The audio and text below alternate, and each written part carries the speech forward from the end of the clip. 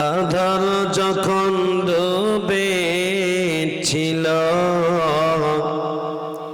তখন মদের রাসূল এলো,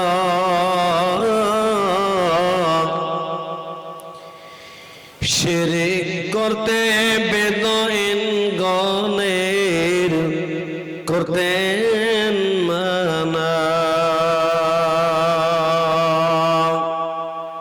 রাসূল আমার কাজে কর্মে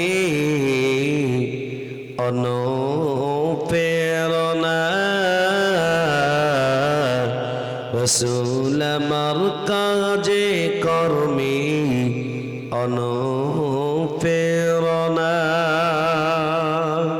একবার জোরে বলুন তো সুবহানাল্লাহ। জেগে আছেন তো সবাই? কে কে জেগে নাই, ঘুমিয়ে আছে কে? সবাই।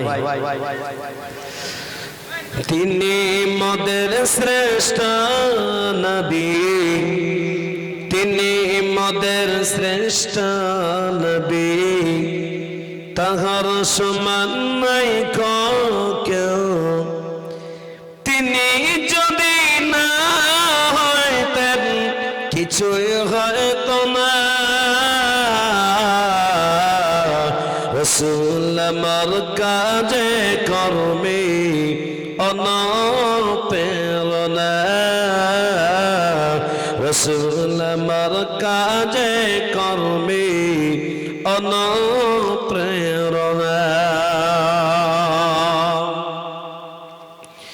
দয়ার নবী তাইফে গেলেন, কালেমা পড়ার দাওয়াত দিলেন। অবুজেহুদীরা শুনিয়া মানল না, রাসূল আমার কাজে কর্মে অনুপ্রেরণা, রাসূল আমার কাজে কর্মে অনুপ্রেরণা।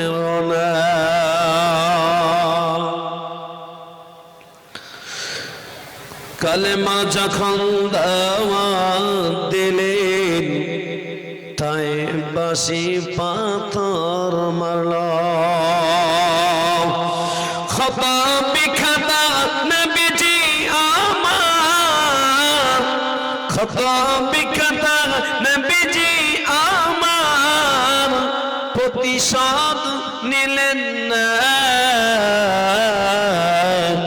রাসূল আমার কাজে কর্মে অনুপ্রেরণা, রাসূল আমার কাজে কর্মে অনুপ্রেরণা। খুশি কেন?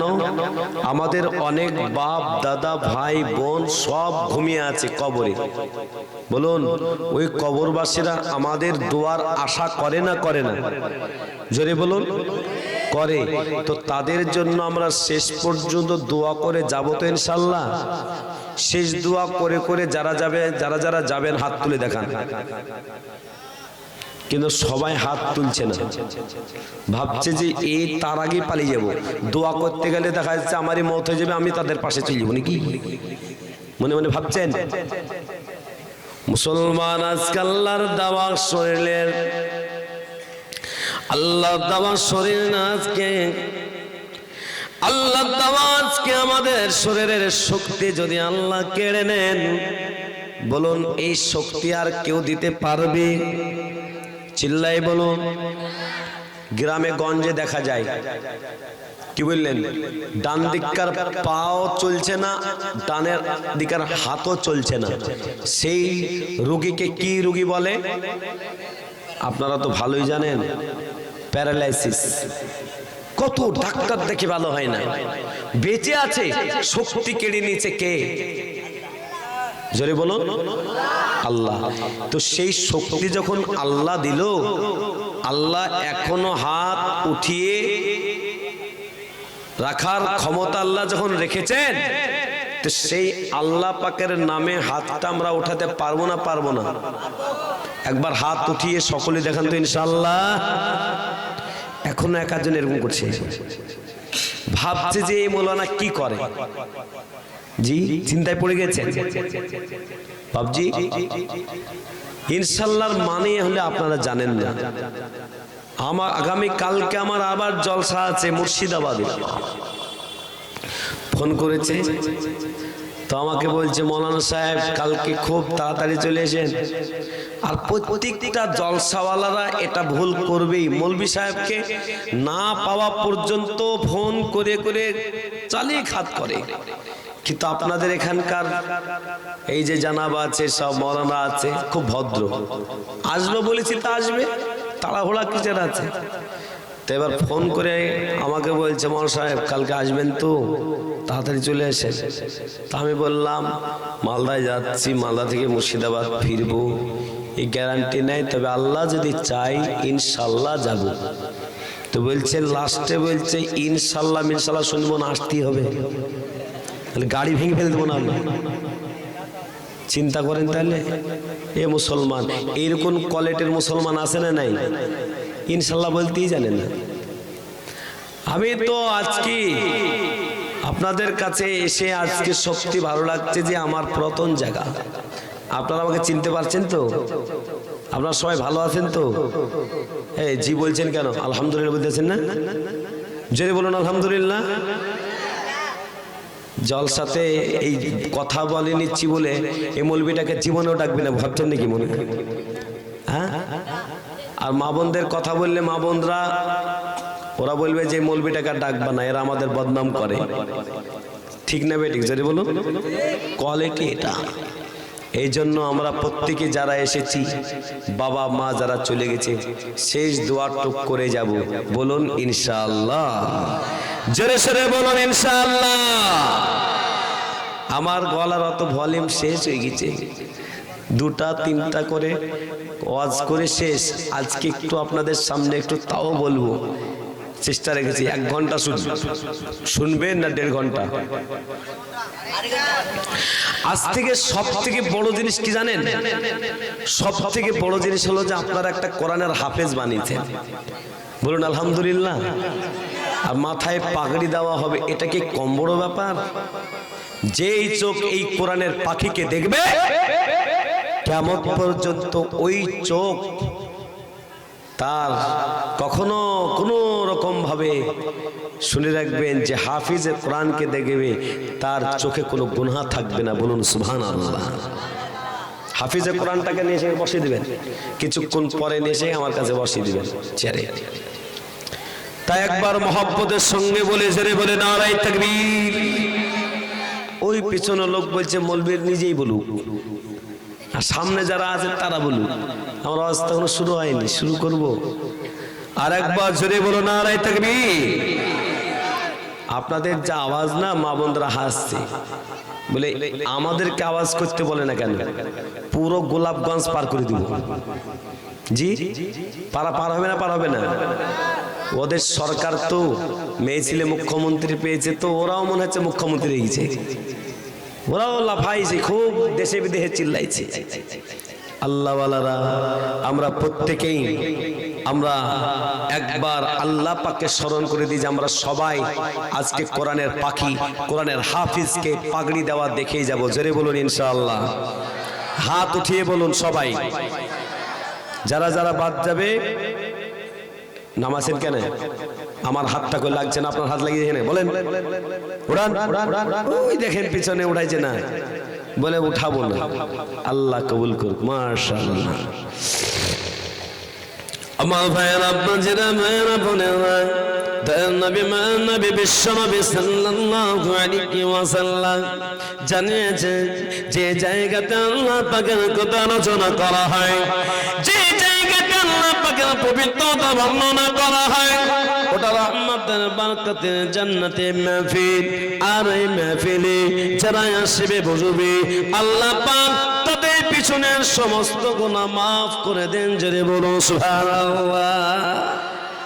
আল্লাহ পাকের নবীর একজন সাহাবা দাঁড়িয়ে গেলেন, বললেন ইয়া রাসূলুল্লাহ হাবিবাল্লাহ, আপনি বললেন যে জায়গাতে আল্লাহ পাকের কথা আলোচনা করা হয়, যে জায়গাতে আল্লাহ পাকের পবিত্রতা বর্ণনা করা হয়, ওটা রহমতের বরকতের জান্নাতের নবী, আর যারা আসবে বলবে তাদেরকে আল্লাহ পাক ক্ষমা করবে। নবী গো, আমার প্রশ্ন হলো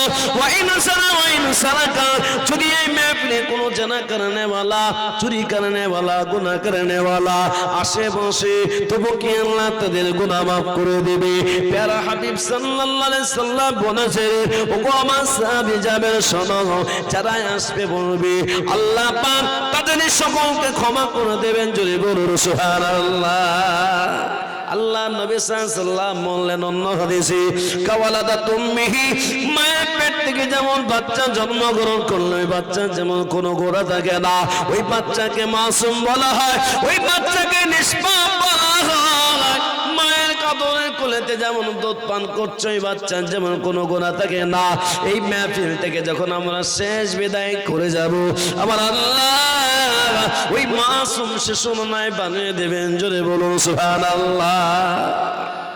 এ মুসলমান, অনেক মুসলমান আছে সুবহানাল্লাহ বললে, আর অনেক মুসলমান আছে সুবহানাল্লাহ বলে না। তার মানে সুবহানাল্লাহ বলার সে সওয়াব জানে না, ফজিলত জানে না। সহিহ বুখারীতে আছে, বিশ্বনবী সাল্লাল্লাহু আলাইহি সাল্লাম জানিয়েছেন, যদি কোনো মুসলমান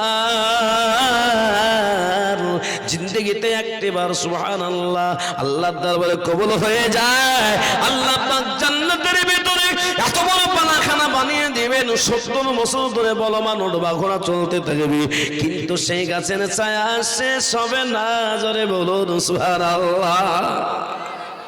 জান্নাতের ভিতরে একটা গাছ লেগে যাবে, 70 বছর ধরে বলমান উঠবা ঘোড়া যাবে, কিন্তু সেই গাছের ছায়া শেষ হবে না। একবার জোরে সরে বলুন না সুবহানাল্লাহ।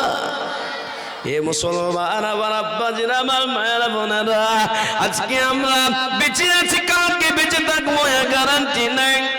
আল্লাহ পাকের কোরআন খুলুন, আল্লাহ পাক রব্বুল আলামিন বলেন, কুল্লু নাফসিন যায়িকাতুল মউত, প্রত্যেকটা নাফসকে মৃত্যুর স্বাদ গ্রহণ করতে হবে। আমরা মৃত্যু থেকে কেউ বাঁচতে পারবো না। এ আল্লাহ ওয়ালারা, আজকে সব রোগের ওষুধ পাওয়া যায়, কিন্তু মৃত্যু রোগের কোনো ওষুধ পাওয়া যায় না। না আপনাদের চরে অনন্তপুরে আছে নাকি? এই জোরে বলুন, আমার দিকে দেখেন, জোরে বলুন, চরি অনন্তপুরে আছে? মৃত্যু থেকে বাঁচার কোন ওষুধ আছে গো? নাই। মৃত্যু থেকে বাঁচাবেন কে? আল্লাহ। মৃত্যু দেনেওয়ালা কে?